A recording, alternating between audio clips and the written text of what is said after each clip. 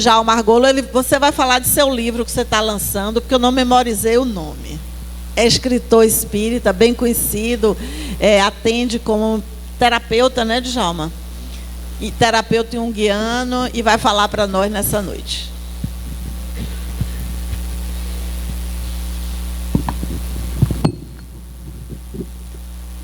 Boa noite. O nome do livro é Interações Psíquicas. É o fenômeno junguiano da participação mística. Se vocês quiserem saber, entrem na Amazon e comprem. Tá bom? Bem, meus amigos, ontem à noite eu estava deitado e imaginei assim: amanhã eu vou falar o quê? Disse assim: olha, eu vou falar sobre oração.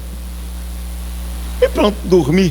Hoje, pela manhã, eu recebi um WhatsApp de Rosângela, dizendo assim: eu não sei se você já tem um tema para essa noite, mas 3 pessoas me pediram para você falar sobre o conteúdo do seu livro Ensina-nos a Orar, que é um livro que eu já escrevi há alguns anos atrás. E aí eu disse para ela: diga, acontece que eu tinha escolhido já esse tema ontem à noite. E aí foi uma participação mística, automaticamente as pessoas pensaram, eu captei, e a ideia começou a se formar. E é um tema muito interessante, porque a oração é um campo de experiência minha há muito tempo. Essa experiência começou, eu me tornei espírita em 1958, eu tinha uns 2 anos de idade. Claro, tem que ir devagar, não é, minha filha? Eu não posso entregar o ouro assim de primeira. Então, eu me tornei espírita em 1958 e comecei a estudar sobre espiritismo e etc. No final da década de 60, vocês sabem que em 64 teve o golpe e estabeleceu-se uma ditadura. E na época, eu e a minha mulher tomávamos uma posição contra a ditadura, mas nós não fazíamos parte de movimento nenhum. A nossa atitude era comprar o Pasquim. Não sei se tem pessoas que se lembram aqui do Pasquim. Eu tinha a coleção completa do Pasquim, gostava muito daquele pessoal. Mas quando deu mais ou menos, era depois de 1965, a minha mulher entrou num processo de depressão, e eu comecei a trabalhar com ela essa depressão. Através, na época, eu tinha aprendido 1000 coisas, era hipnose, magnetismo, transmissão de pensamento à distância. Eu era o cão chupando manga, como a gente diz aqui. Se eu disser isso em São Paulo, o pessoal vai pensar que eu sou a pior pessoa do mundo. Porque lá isso é praticamente um palavrão. Eu digo, pois na minha terra isso é elogio. Então, eu sendo o cão chupando manga nisso, eu aí comecei a fazer com ela tudo isso, inclusive no centro espírita, eu médio, eu palestrante. Eu tinha começado a falar em 1959, e aí a coisa ia fluindo, mas ela ainda estava na depressão. E um dia ela me pediu que queria ver uma peça no Vila Velha, chamado 2 numa Banheira, de um dos escritores do Pasquim. Aí eu liguei, a época era de cruzeiro ainda, vocês imaginem, era cruzeiro. Eu liguei para o teatro e perguntei quanto era a última semana, quanto é o ingresso. Aí me disseram 5 cruzeiros. Eu trabalhava na Petrobras muito antes da Lava Jato. Aí, não, hoje em dia a gente tem que estabelecer uma diferença. Então, quando me disse 5 cruzeiros cada, tudo bem. Fim de semana, tirei dinheiro. Você não tinha na época negócio de cartão, de saque não sei onde, todas essas facilidades que nós temos hoje de comprar até com o celular. Não havia nada disso.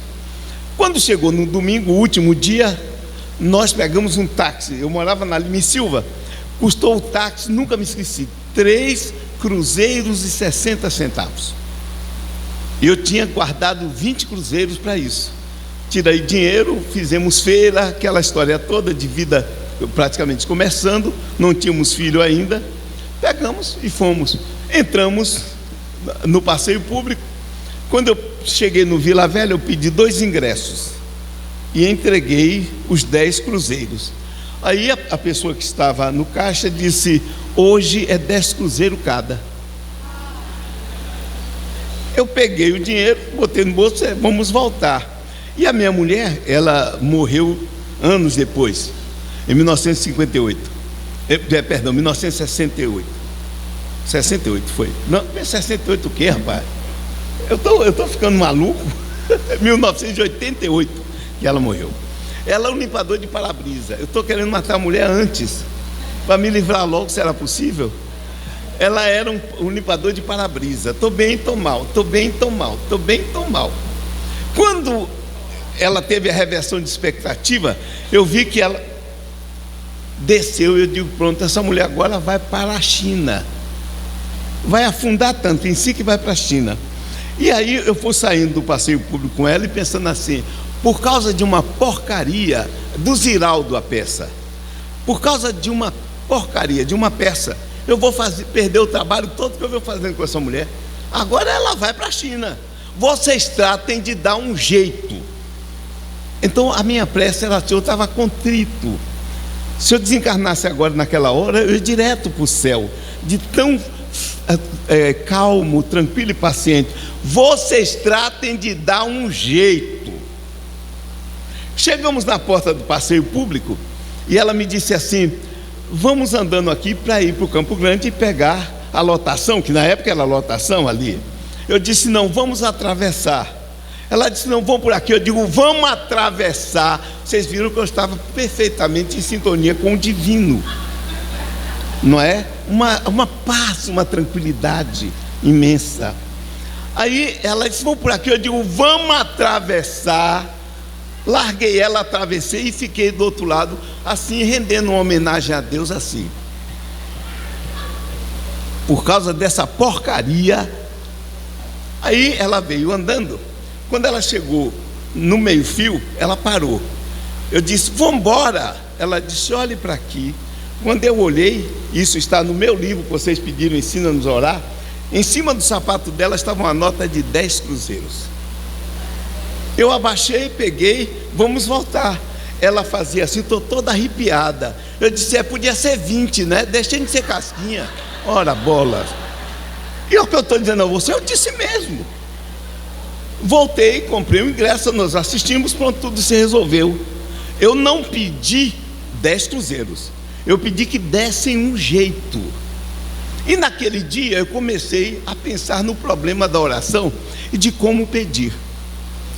E como eu estava nesse momento estudando muito o Novo Testamento, eu comecei a perceber algumas coisas que contrariavam o que eu ouvia ou lia em mensagens espíritas tradicionais. Por isso, desde então, eu fui jogando as mensagens espíritas todas de lado. E comecei a verificar efetivamente o que era ou como a oração funcionava. Passou-se um tempo, eu trabalhava na Prodeb, Companhia de Processamento de Estado da Bahia. Eu ganhava muito bem. Um dia eu descobri que na metade do mês o meu dinheiro tinha acabado.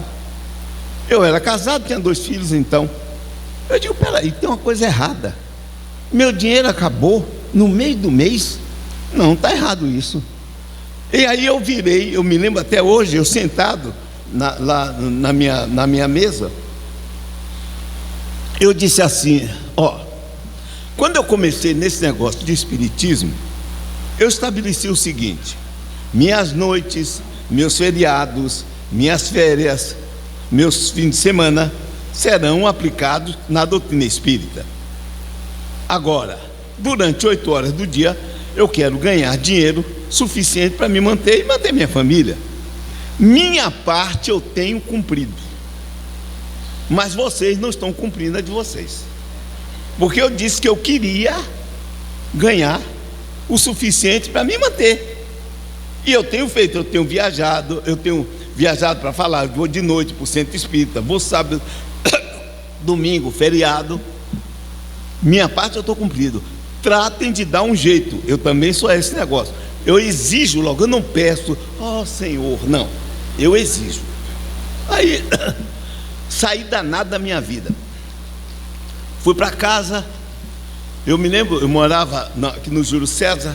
Eu vinha de carro lá do CAB, que a Prodeb era ali no CAB, não sei se ainda está. Depois que me aposentei, não sei o que aconteceu com ela. Então eu vim pensando o tempo todo, eu quero saber que jeito vocês vão dar. Bom, fui para casa, dormi. No dia seguinte, peguei o carro e me esqueci do assunto. Vou-me embora. Quando eu chego, vou para o meu trabalho. Deu umas 10 horas, eu estou fazendo alguma coisa. Disseram assim, ó, o diretor está lhe chamando. Eu era o diretor técnico, eu era subordinado a ele. O diretor está lhe chamando. Eu digo, diretor me chamando? Tem alguma bronca? Liguei para a produção e perguntei, deu problema com algum sistema meu? O pessoal disse, não deu problema nenhum. Eu digo, então ele vai querer algum abacaxi para me entregar. Aí já fui preparado para dizer um não deste tamanho. Subo, a secretária dele diz, pode entrar, está lhe esperando. Eu entrei. Quando eu entrei, ele se levantou alegre, Djalma, tudo bem? Eu olhando para a cara dele, tudo bem. Aí ele me disse, como foi o fim de semana? Eu digo, a coisa é ruim, era quarta-feira, ele estava perguntando para o fim de semana, pô. Eu digo, foi bom. Eles vão embora, sente aqui, a mesa de reunião. Você não sabe porque eu lhe chamei? Eu disse, não.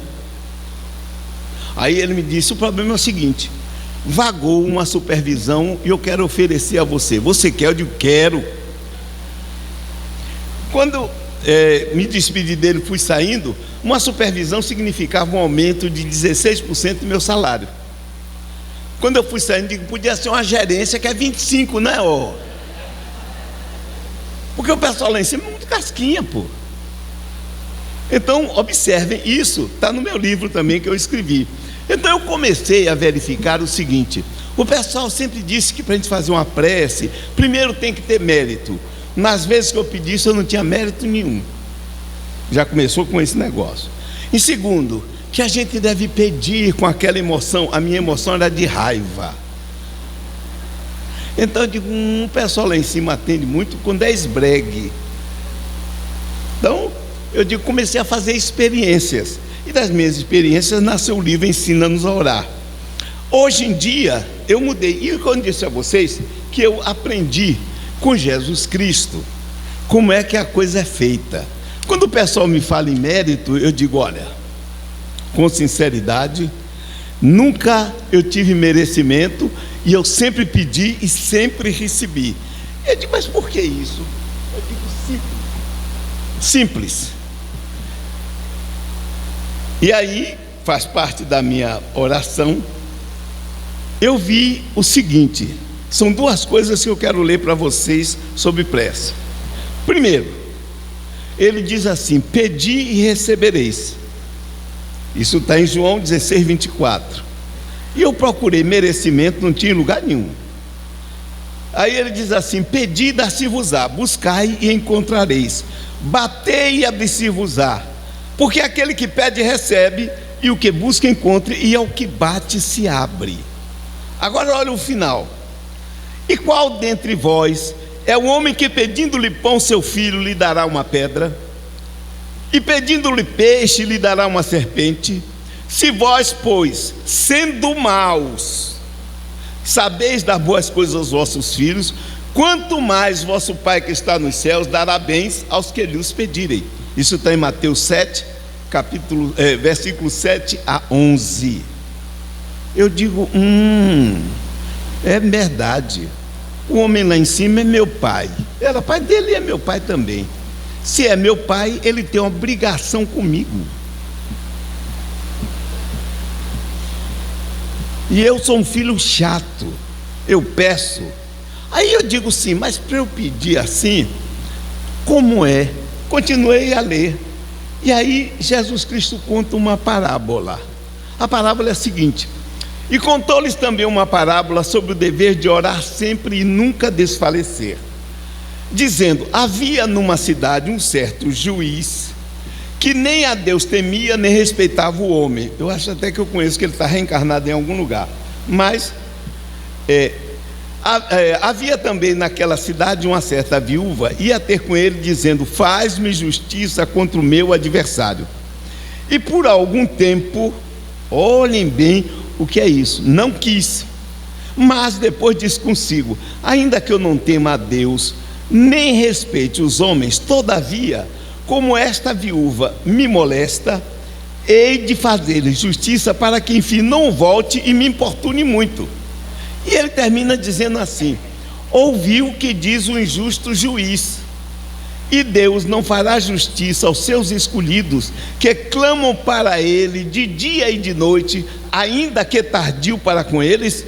Eu digo: opa, quer dizer que o negócio é encher o saco dele, é ficar pedindo, como aqueles meninos pidão chato, que você fica pedindo, e a pessoa dá logo para se livrar. Eu digo: então o caminho é por aí. E eu já estabeleci isso para mim. Tem pouco tempo, tem quanto tempo? Não, um ano atrás, exatamente um ano. Eu tinha um iPad mini. E fui fazer uma palestra num centro espírita. E aí um espírito, eu não sei se encarnado ou desencarnado, desmaterializou o meu mini e levou. Roubou, devia ser um espírito obsessor. Usou o ectoplasma do ambiente, desmaterializou e roubou o meu mini. Quando eu descobri que eu tinha sido roubado, eu saí de lá para Deus e disse assim: eu quero o meu tablet de volta. Não quero saber, eu quero o meu tablet de volta. Aí foi um mês eu enchendo o saco dele. Mas enchi. Todo dia eu dizia: eu quero o meu tablet. Era de manhã, de tarde e de noite. Eu quero o meu tablet de volta.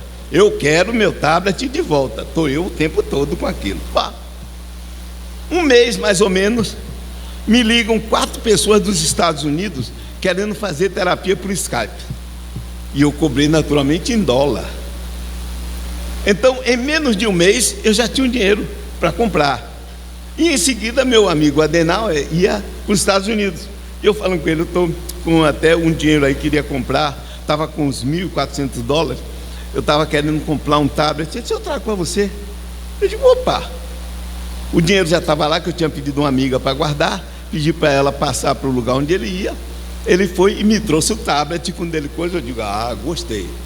Foi um tablet, já era muito melhor do que aquele que eu tinha. Porque eu descobri também que quando a gente pede assim, enche o saco, Deus dá logo um bom para se livrar da gente. Eu digo: opa, é por aqui. Agora eu estou sabendo o segredo do negócio. Eu com meu tablet na mão. Então eu digo: bom, peraí, tem mais alguma coisa nessa história.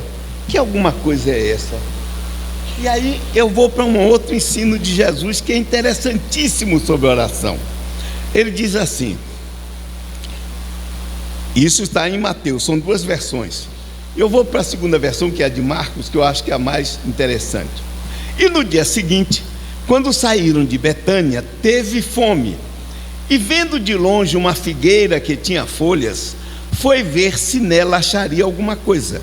E chegando a ela, não achou senão folhas, porque não era tempo de figo.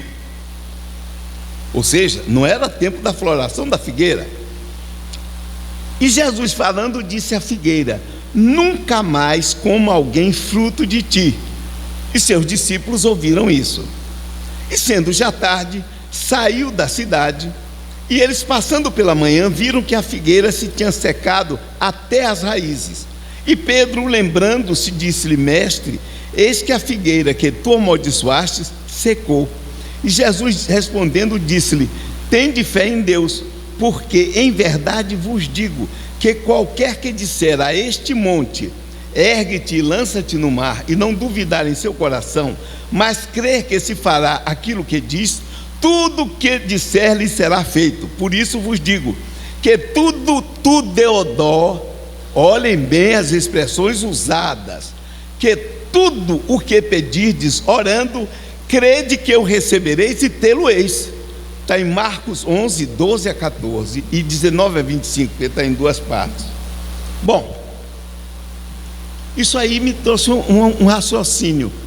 Ele tinha secado uma figueira, que não era tempo de figo. Eu digo, então, uma coisa errada. Ele fez uma coisa errada. Está errado isso.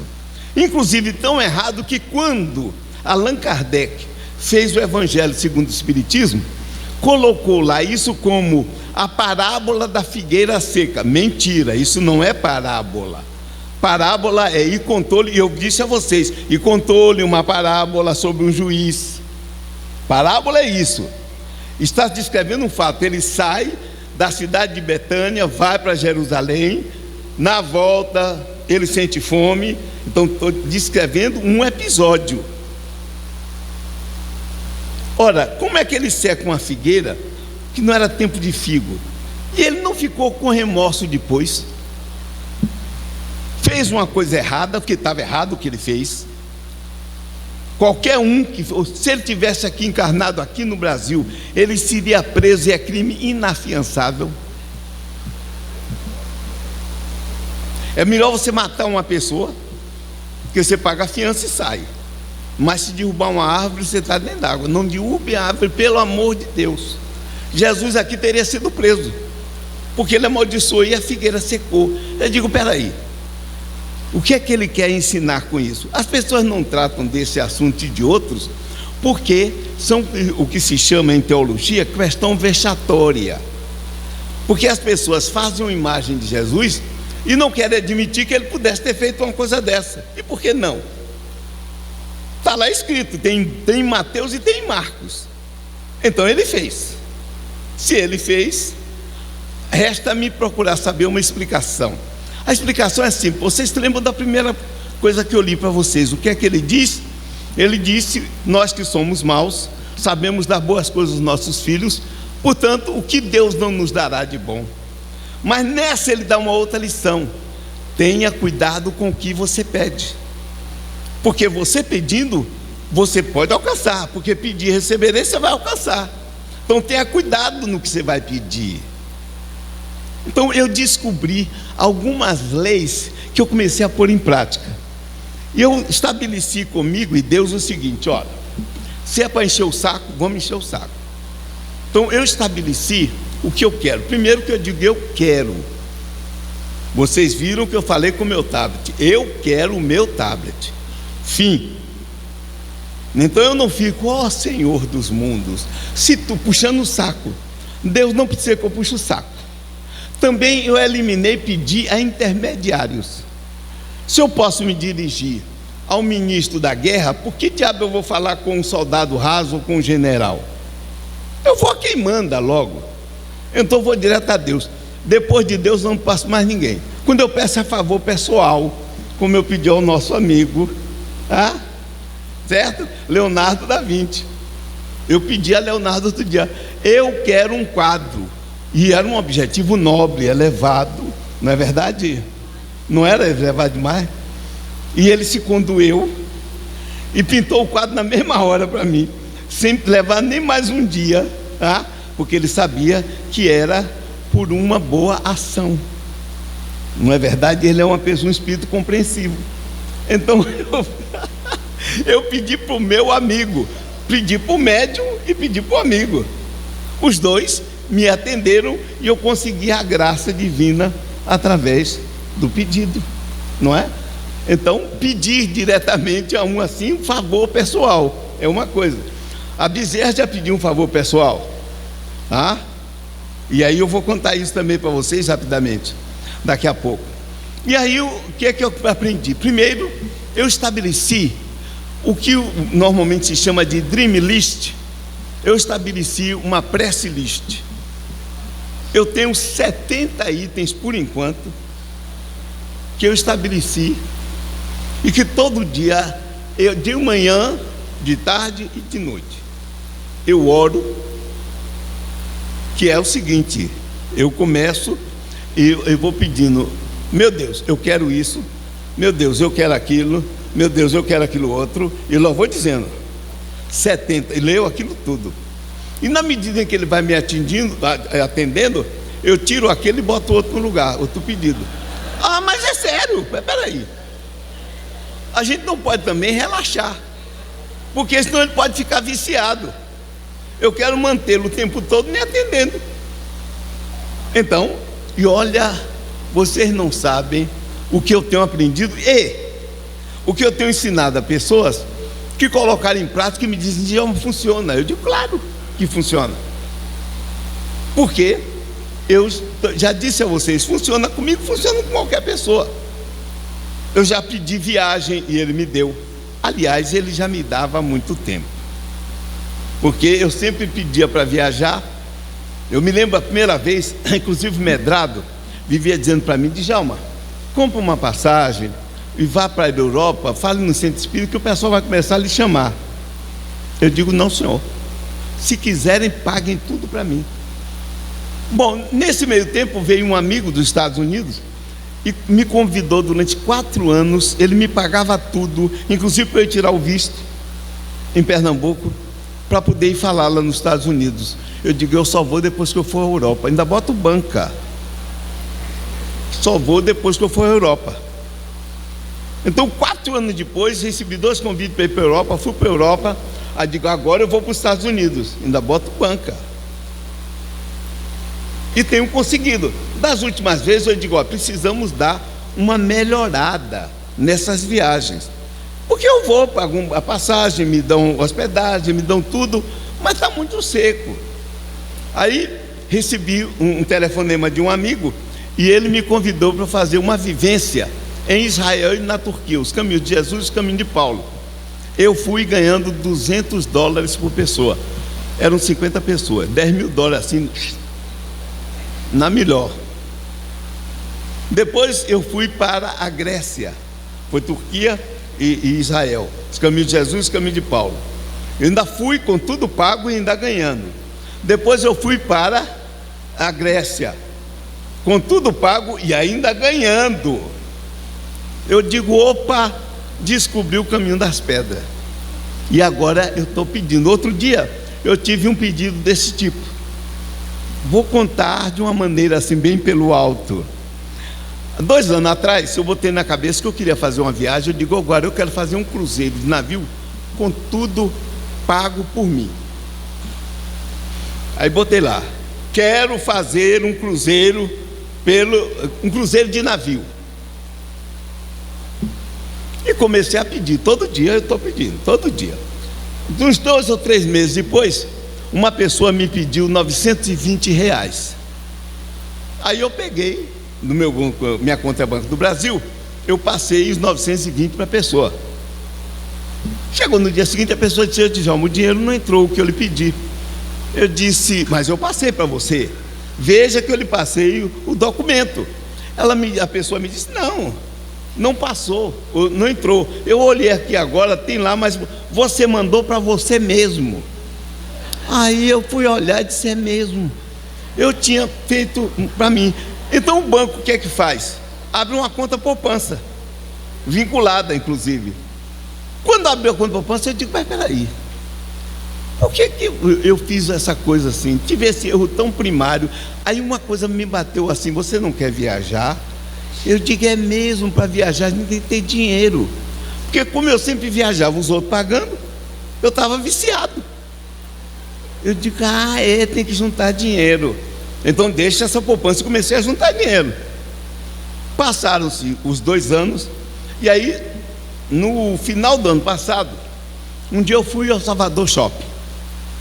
Cheguei no Salvador Shopping, fui subindo, olhei para o lado, vi uma loja que vendia passagem. Quando você entra ali pelo lado dos idosos, não é que eu seja idoso, entendeu? Mas do lado dos idosos, eu subi. E aí quando eu olho no primeiro piso, que eu olho para o lado, hoje em dia está uma que vende dólar e também é agência de viagem. Aí eu olhei e disse: deixa eu saber como é esse negócio. Entrei, tinha uma senhora chamada Carla, que eu perguntei para ela: eu quero fazer uma viagem, como é que eu faço?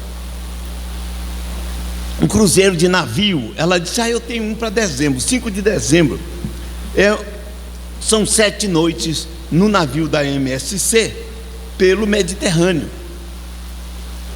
Ele disse comigo: 5 de dezembro, inverno começando, esse negócio está meio bravo, mas tudo bem, me diga como é. Ela me deu os valores Eram os valores 4 mil e pouco, mais a passagem, isso é 5 mil e pouco. Ela disse: agora, se você levar alguém, fica mais barato. E me mostrou que ficava. Eu digo: é verdade. Quando eu fui saindo, eu digo: levar alguém. Me lembrei de uma amiga minha que mora no outro estado.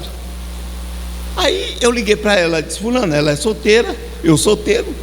Eu disse: fulana, eu tive aqui vendo uma passagem assim, assim, assim, e a moça me disse que se eu levar alguém comigo, sai mais barato. Você toparia ir comigo? Ela disse: topo, mas a minha eu pago. Eu digo: opa, beleza, de Creuza. Eu digo: só tem um detalhe, vamos ter que dividir a cabine. Eu não provoco, mas provocado eu reajo, então tenha cuidado. Quando nesse dia de noite, eu estou na Fundação La Harmonia, fui fazer uma palestra lá, e eu conversando sobre uma viagem que eu queria fazer, um amigo meu disse: Djalma, eu tenho 4 franquias da CVC, vou ver para você um momento bom e tudo. E me conseguiu mesmo, conseguiu para mim e para minha amiga uma viagem em março, que eu fiz de 5 a 14 de março, que toda a minha viagem saiu por R$5.900, a minha parte. Aí nós viajamos, foi uma coisa muito boa. E eu digo assim: mas você veja que coisa interessante, eu pedi a Deus uma viagem e Ele ainda me deu um bônus, porque foi comigo uma loura de olho verde. Eu digo: olha, quer dizer, Deus não só dá, mas como aumenta, amplia, deu bônus. Agora, amigo, é que o negócio escancarou. Eu estou pedindo tudo, e eu quero ensinar isso a vocês. Primeiro ponto é: o que é que Deus significa para vocês?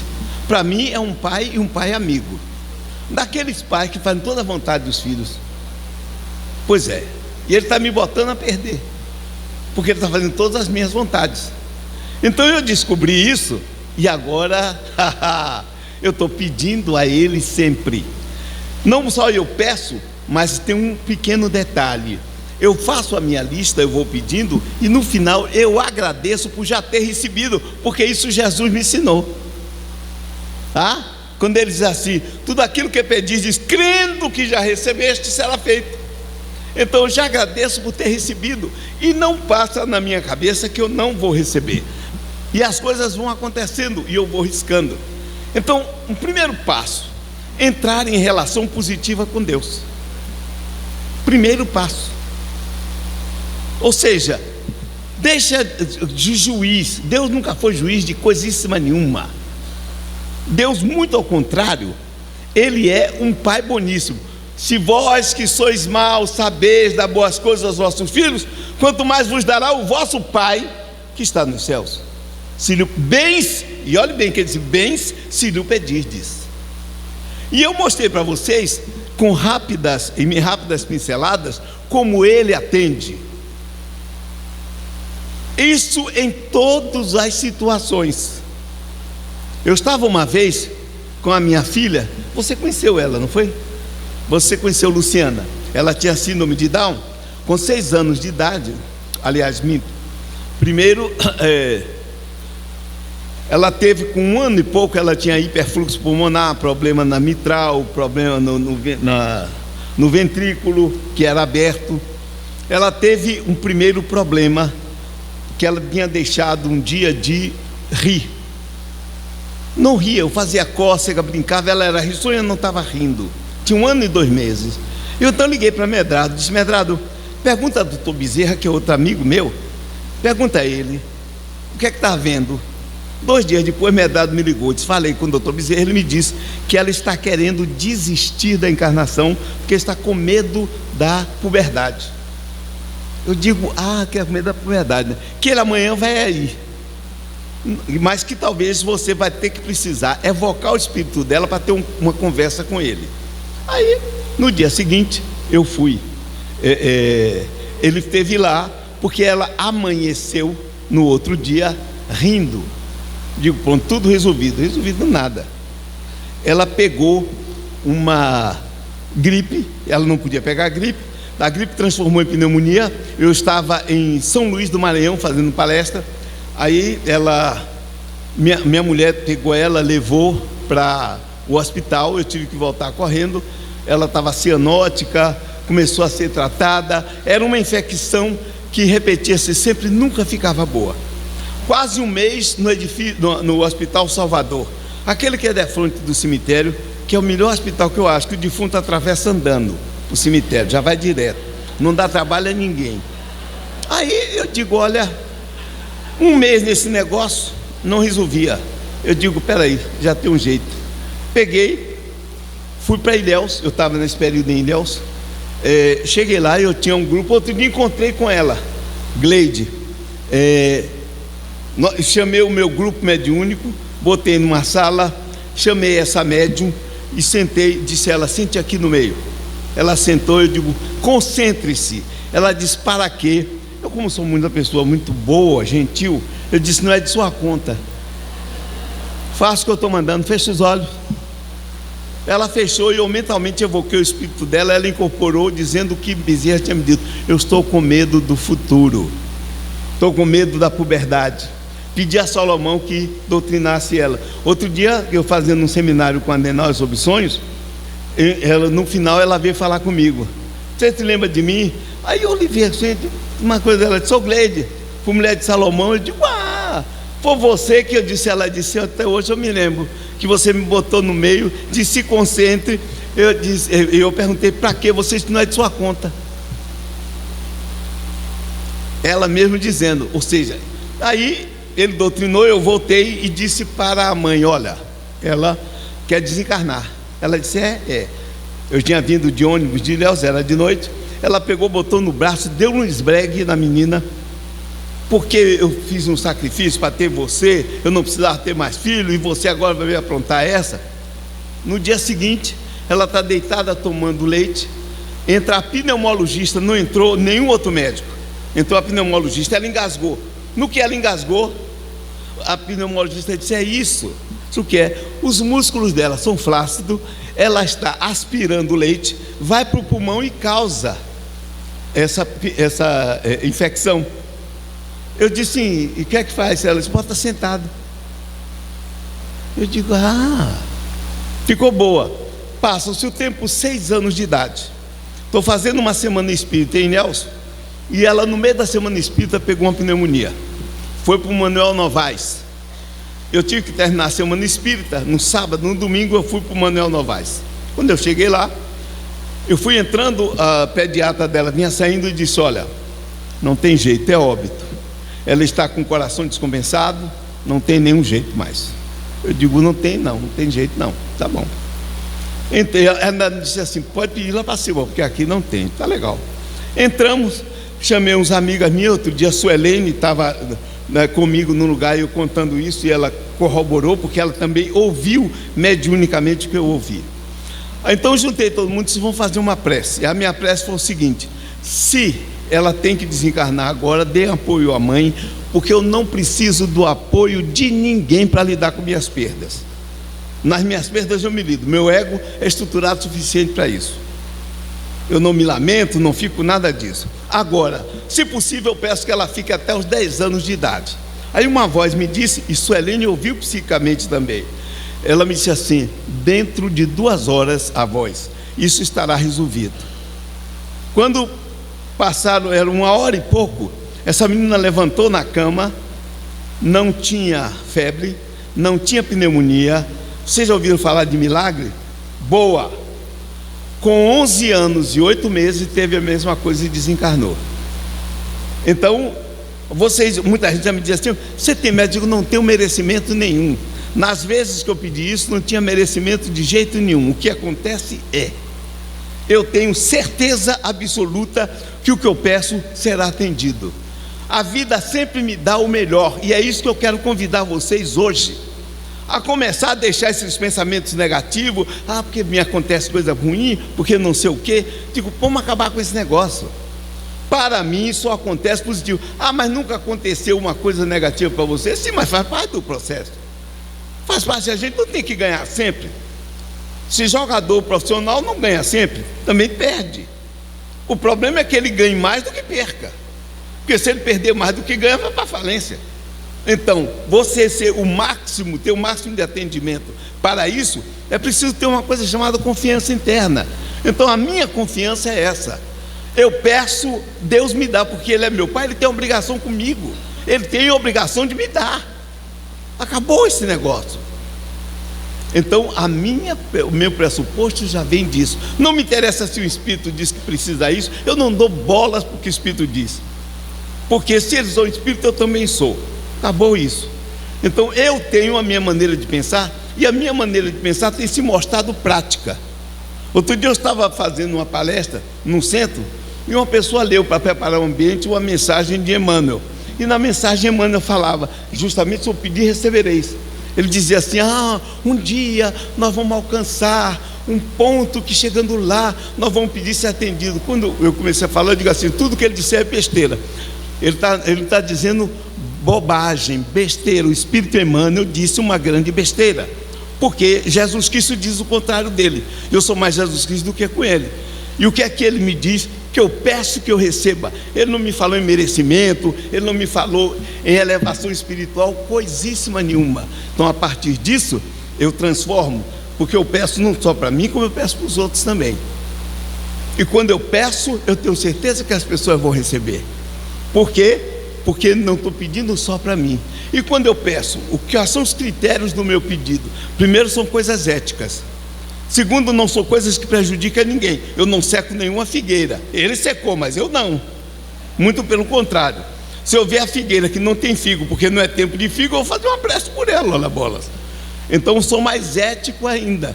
Então, ser ético, não estar desejando mal para ninguém, viver a sua vida tranquila. Não precisa daí ter merecimento. Precisa sim você ter certeza de que pedindo vai receber. Porque afinal de contas, como disse Jesus, Deus diz: misericórdia quero, não sacrifício. Vamos acabar com esse Deus que castiga. Deus nunca me castigou coisa nenhuma. Pelo contrário, quando eu faço alguma coisa errada, Ele balança a cabeça e diz: esse Djalma, Ave Maria. Mas eu sei que Ele vai chegar um dia. E como Ele sabe que eu vou chegar um dia, está me esperando. E enquanto isso eu vou me aproveitando naturalmente, enchendo Ele com pedido, tão pedido, Ele vai me atendendo. E vai me atendendo, eu fico feliz, Ele também fica feliz, e todo mundo fica feliz. Vamos começar a fazer isso hoje? Vamos começar a pensar diferente? Vamos começar a pedir e agradecer já por já ter recebido, e não duvidar, porque eu não tenho a menor dúvida quanto a isso. Eu peço, eu recebo. Você tem dúvida quanto a isso? Não, a mínima, não tem. Por quê? Porque foi o próprio Jesus que me disse que é assim que acontece. Se é assim que acontece, por que é que eu vou pedir a A, B ou C? Eu peço logo a Deus, que Ele é o dono do universo. É mesmo que eu ser filho de Bill Gates. O que é $100.000 para Bill Gates? Nada. O que é para Deus me dar uma viagem? Nada. Ele nem gasta dinheiro, porque Ele me fez poupar dinheiro para eu poder pagar a minha viagem. Agora Ele me deu condições, como Ele me deu condições de comprar o meu tablet. Ele age dessa forma, Ele facilita a vida. Agora saiba aproveitar-se disso, saiba usar isso.